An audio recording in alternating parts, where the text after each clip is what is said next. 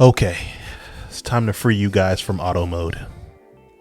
Now, if you're new to photography, I know, the back of your camera can look really intimidating with all those buttons and dials, with all those numbers just scribbled all over it. But trust me, it's actually really simple. There's only 3 real things that you absolutely need to know, and that's your shutter speed, your aperture, and your ISO. And in this video, you're going to learn that today.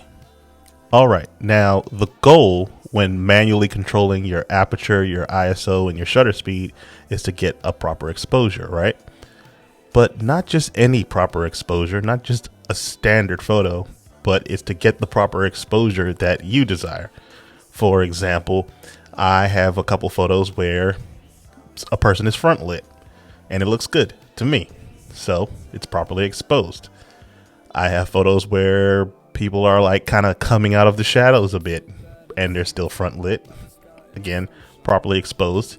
To me, you can't see the background, but that was kind of the goal with the photo. And I also have some photos where the person might be in shadow and all you can see is like a sliver of their face and you kind of see more of the background.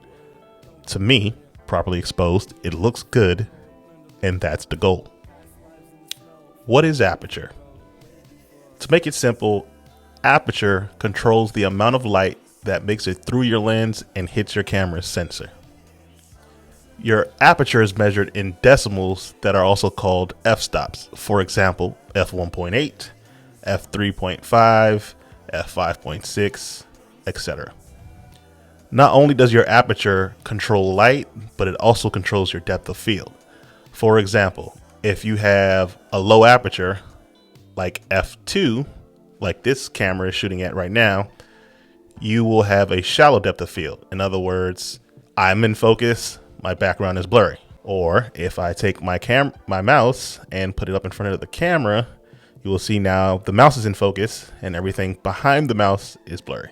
And if I was shooting at a high f-stop, for example, f8, everything would be in focus and you would see all the junk in the background. Okay, what is shutter speed? Shutter speed is the amount of time that your camera lets that light from your lens hit your sensor. Shutter speed is measured in fractions, and the reason for that is your camera has a mechanical device in it that only allows that light that came through your lens to hit it for a fraction of a second. So you might see a measurement like 1/250th of a second or 1/1000th of a second. Now, when would you want a fast shutter speed? You might want a fast shutter speed when you're shooting sports, someone running, a car driving by, and you really want to just freeze it and capture it. You want a really fast shutter speed, 1/1000th of a second, maybe 1/2000th of a second. When would you want a slow shutter speed? Maybe you want to show water and kind of capture the movement of water, if that makes any sense.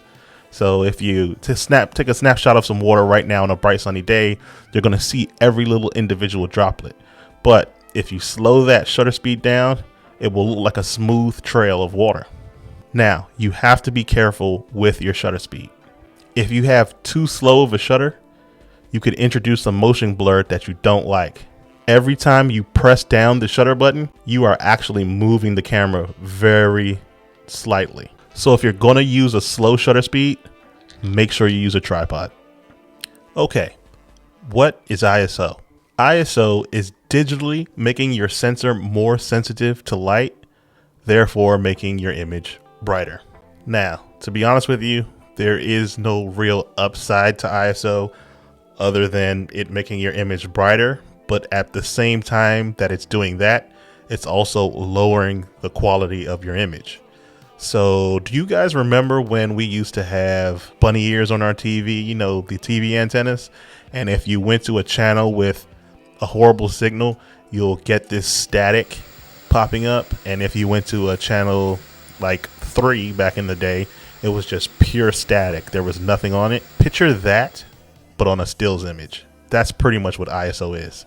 So my advice to you is to always adjust your aperture and your shutter speed first to get the desired look you're looking for.